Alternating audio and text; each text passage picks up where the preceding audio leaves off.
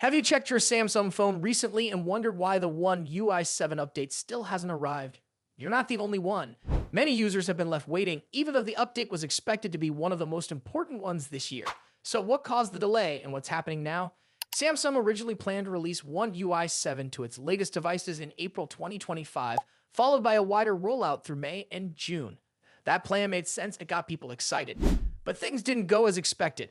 A major issue was discovered after the initial testing and was serious enough for Samsung to pause the rollout. Users were left with no answers, no new update, and a lot of questions. Fast forward to now, there's finally some progress. Samsung has resumed the update process, but only in South Korea for the moment. The update is being pushed to a handful of devices first, including the Galaxy S23 lineup, the Galaxy S24 Fan Edition, and the Galaxy Tab S10 and Tab S9 series. It's a big update too, around 5 gigabytes in size, and it also includes the April 2025 security patch. If this phase goes well, Samsung is likely to expand the rollout to other regions soon. Along with this, they've updated the list of devices expected to receive One UI 7 this month.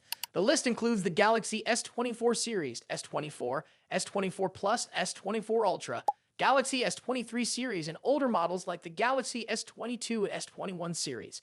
Also included are several Fan Edition models such as the S24 FE, S23 FE, and S21 FE. Samsung's foldable phones like the Z Flip 6, Flip 5, Flip 4, and Flip 3, as well as the Fold 6, Fold 5, Fold 4, and Fold 3 are also on the list. That means if you have one of these phones, your update might be closer than you think. However, not everyone is convinced. After all the delays and silence, a lot of users are feeling unsure. While some are hopeful, others are frustrated by how long it has taken. So what caused all this trouble? It turns out the delay was due to a bug that wasn't caught during beta testing. Once Samsung discovered the problem, they had to fix it before moving forward.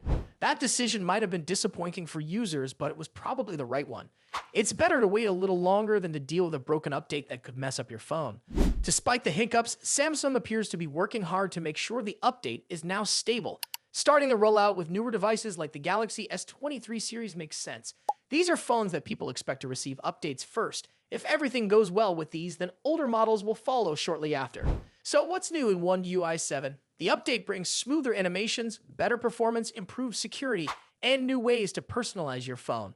Samsung also worked on making the system faster and more efficient, so your device should feel more responsive after the update. It's not just about appearance. These changes are meant to improve how your phone works day to day. Now the big question is whether Samsung can finish the rollout without more issues. That remains to be seen, but at least some progress is happening and users in South Korea have already started getting the update. If your device is on the list, just hang in there a bit longer. Things are finally starting to move in the right direction. If you found this video helpful, make sure to like it and subscribe to our channel for more updates on what's new with your tech. Thanks for watching and see you again soon. Apple's latest budget-friendly iPhone 16e may look familiar on the outside, but a recent teardown has uncovered some surprising internal upgrades that make it stand out. While the phone retains the design language of older iPhones, sharing similarities with the iPhone 14, its internal components reveal a different story.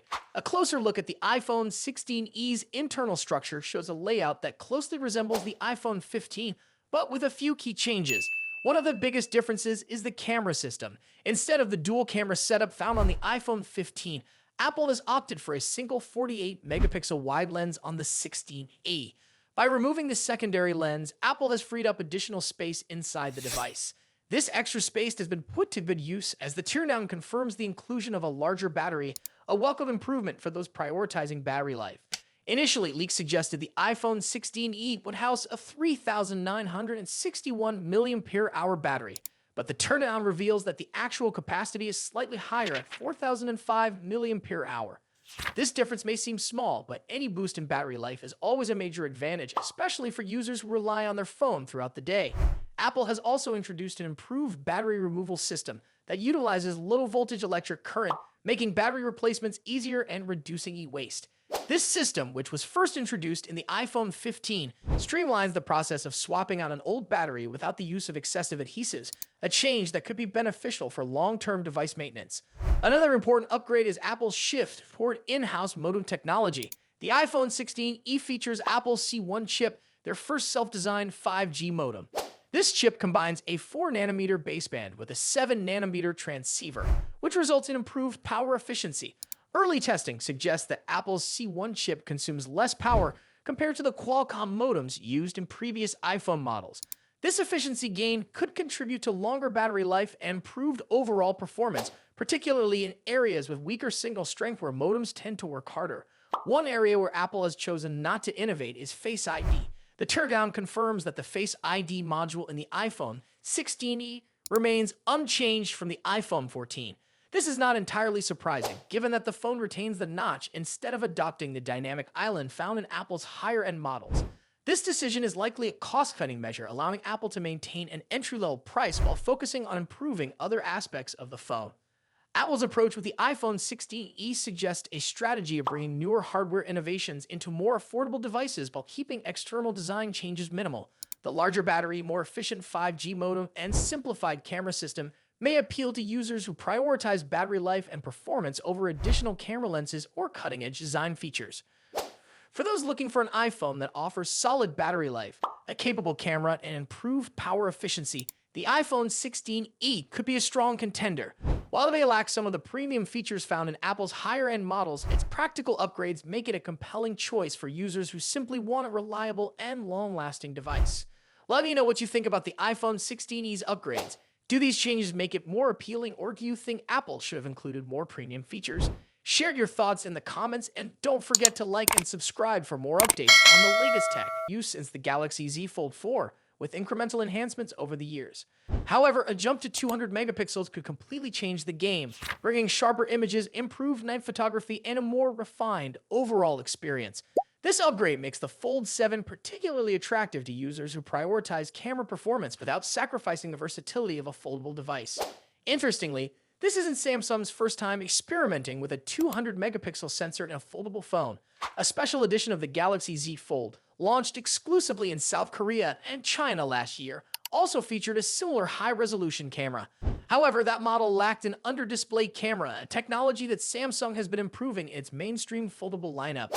Now, with the Fold 7, both innovations are being combined, potentially making this device one of the most advanced foldables yet. Beyond the camera, Samsung is expected to introduce other refinements. The Fold 7 may come with a more durable hinge, reducing wear and tear over time.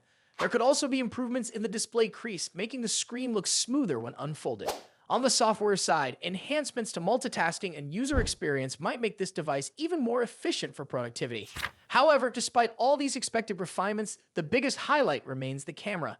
Samsung is likely to announce the Galaxy Z Fold 7 in the summer, possibly in July, alongside the Galaxy Z Flip 7. There are also rumors that the company is working on a trifold smartphone, which could be introduced in 2025, bringing another innovation to the foldable segment. While details are still emerging, the Fold 7 already looks like a significant step forward in making foldable devices more appealing to a wider audience. With these upgrades, especially in the camera department, the Fold 7 could narrow the gap between foldable and traditional flagship phones. But the big question is, will these changes be enough to convince more people to switch to foldables? What do you think about these upgrades? Let me know in the comments. And if you found this update interesting, don't forget to like this video and subscribe for more tech updates.